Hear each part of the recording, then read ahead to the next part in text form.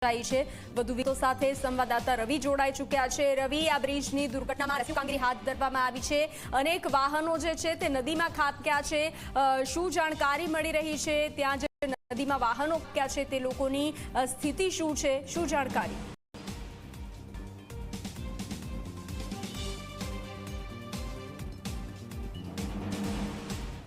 બિલકુલ વાત કરવામાં આવે તો મધ્ય ગુજરાત અને સૌરાષ્ટ્રને જોડતો આ જે મુખ્ય બ્રિજ છે મુજપુર ગંભીરા બ્રિજ તે વચ્ચેથી તૂટી પડ્યો છે અને હું તમને જે દ્રશ્યો બતાવવાની કોશિશ કરી રહ્યો છું કે સામે તમે જે જોઈ રહ્યા છો કે જે બ્રિજનો ભાગ છે તે કઈ રીતના કટકા થઈને બ્રિજનો ભાગ નીચે પડી ગયો છે, જેના કારણે અનેક વાહનો જે છે તે નદીમાં ગરકાવ થઈ ગયા છે। હું આ જે બ્રિજનો ભાગ બતાવી રહ્યો છું, સાથે સાથે હું જે નદીમાં વાહનો ગરકાવ થયા છે તે પણ તમને બતાવવાની કોશિશ કરીશ કે જે રીતના આપ અહીંયા નીચે જે જોઈ રહ્યા છો કે અનેક જે વાહનો છે જેમાં એક મોટો ટ્રક જોઈ રહ્યો છે, સાથે જ 4 વ્હીલ વાહનનું એક ખાલી પૈડું પાણીમાં દેખાઈ રહ્યું છે। આ મહીસાગર નદી ઉપર બનાવેલો બ્રિજ છે કે જ્યાંથી જે વાહનો પસાર થઈ રહ્યા હતા ત્યારે એકાએક આખું જે બ્રિજ છે તે અચાનક તૂટી પડ્યો અને બ્રિજ તૂટવાના કારણે અનેક વાહનો નીચે ગરકાવ થઈ ગયા છે। જે ગ્રામજનો માહિતી આપી રહ્યા છે કે 2 વ્હીલર ચાલકો પણ નદીમાં પડ્યા છે અને તેમનો હજુ સુધી કોઈ અતોપતો નથી।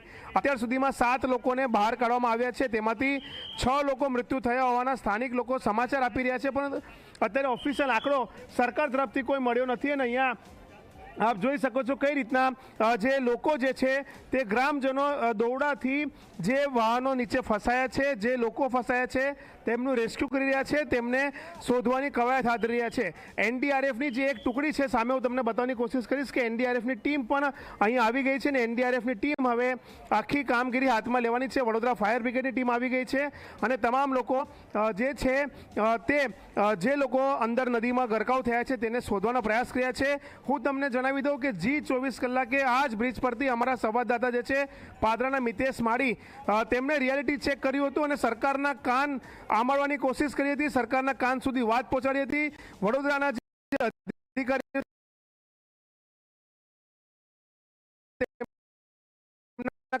કાન સુધી વાત પહોંચાડી હતી। આ બ્રિજ બંધ કરીને તાત્કાલિક નવો બ્રિજ બનાવવાની જરૂર છે, બ્રિજને રિપેર કરવાની જરૂર છે, પરંતુ તંત્રના અધિકારીઓ વાત ન સાંભળી અને રિપેરના નામે ઢોંગ કર્યો। 2 મહિના પહેલા આ બ્રિજને રિપેરિંગ કરવામાં આવ્યું ત્યારે કેવી રીતના તૂટી ગયો તે સવાલ અહીંયા ઉઠવા પામી રહ્યો છે। સ્ટેટ આરએનબીના જે અધિકારીઓ છે તેઓ શું કરી રહ્યા હતા તે પણ અહીંયા સવાલ થઈ રહ્યો છે, કેમ તેમને પ્રોપર કામગીરી નહીં કરી? આજે જે લોકો મૃત્યુ પામ્યા છે તેના જવાબદાર કોણ? આપ જોઈ શકો છો કે જે પરિવાર છે તે ભારે આક્રાંત કરી રહ્યા છે, કારણ કે તેમને ખબર પણ નથી કે જ્યારે તેમનો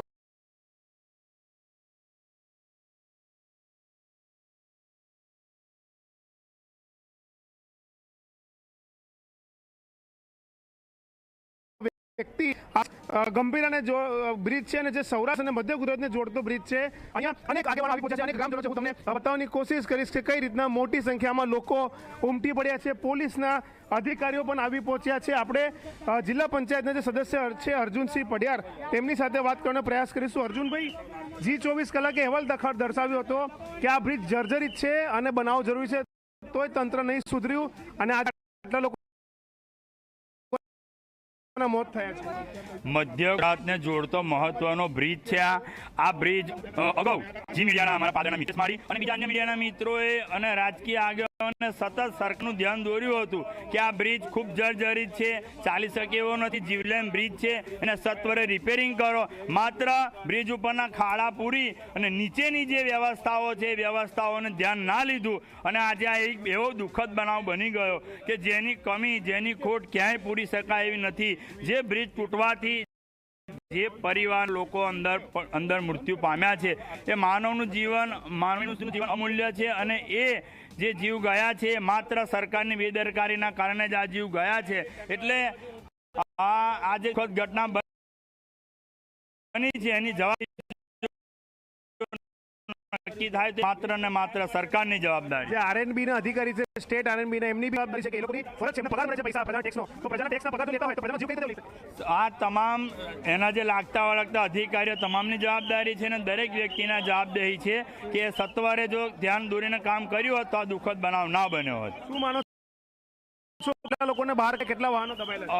હમણાં મળતી માહિતી મુજબ 7 લોકોને બહાર કાઢ્યા છે, જેમાંથી 6 જણા મૃત્યુ થયા છે। હજુ આ મૃત્યુઆંક કેટલે સુધી પહોંચશે એ પૂરી તપાસ થશે, ત્યારે જ ખ્યાલ આવશે। કેટલા વાહનો? કારણ કે 2 વ્હીલર ચાલકો તો હજુ એમનો અતોપતો નથી। વાહનો પણ અસંખ્ય વાહનો અંદર ભરકી ગયા છે, ખૂબ ઊંડું પાણી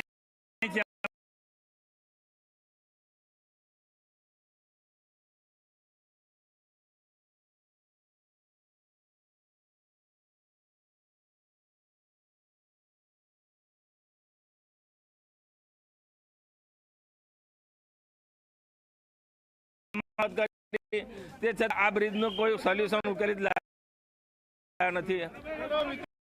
બ્રિજનો કોઈ નથી. પોલીસ જે છે તેને બ્રિજ બનાવતા સમયે ધ્યાનમાં આવ્યું, મીડિયા રિપોર્ટિંગ કરી સરકારની હકીકત રહી છે ત્યારે મીડિયાને ભગાઈ રહ્યા છે. કેમ મીડિયાને દૂર કરી રહ્યા છો? અરે ભાઈ, મીડિયાને એના માટે કેમ દૂર કરી રહ્યા છો? મીડિયાને કર્યા ભાઈ, અહીંયા નીચે પોપડા પડે છે ભાઈ. આ જ્યારે ઘટના બની ત્યારે તમે પોપડા પડે છે, બીજી વખત મરી જાય તો સરકારનું ધ્યાન ના દોર્યું.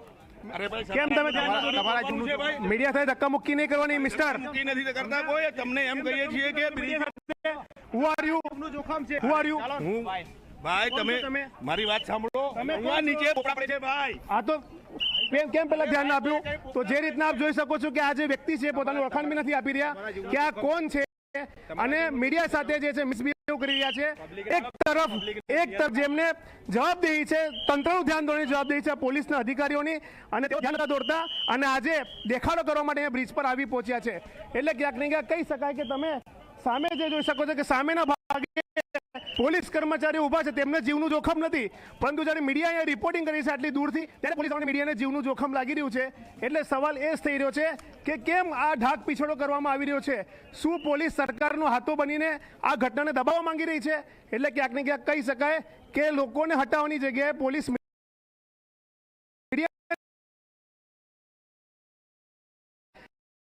એટલે જે આ ઘટના બની રોજ 24 કલાકે આ માધ્યમ બતાવ્યો હતો, અહેવાલ બતાવ્યો હતો કે આ બ્રિજ જર્જરી છે, આ બનાવવાની જરૂર છે, ત્યારે કેમ બનાવવામાં આવ્યો? અને હવે જ્યારે બ્રિજ કોલાપ્સ થયો છે, અનેક વાહનો પાણીમાં ગરકાવ થયા છે, 7 લોકોમાંથી 6 લોકોના મોત થયા હોવાના સમાચાર સ્થાનિકો આપી રહ્યા છે, ત્યારે કેમ આ વાત પર ઢાંકછોડ કરવામાં આવી રહ્યો છે તે સમજાતું નથી.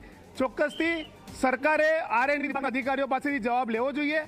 જે પોલીસ અહીંયા ચેકપોસ્ટ છે ત્યાં પોલીસ હાજર હોય છે, તો તે પોલીસ જવાનોએ શું સરકારનું ધ્યાન દોર્યું હતું કે આ બ્રિજ જર્જરિત છે? તો ચોક્કસથી એવા પોલીસ જવાનો સામે પણ કાર્યવાહી થવી જોઈએ.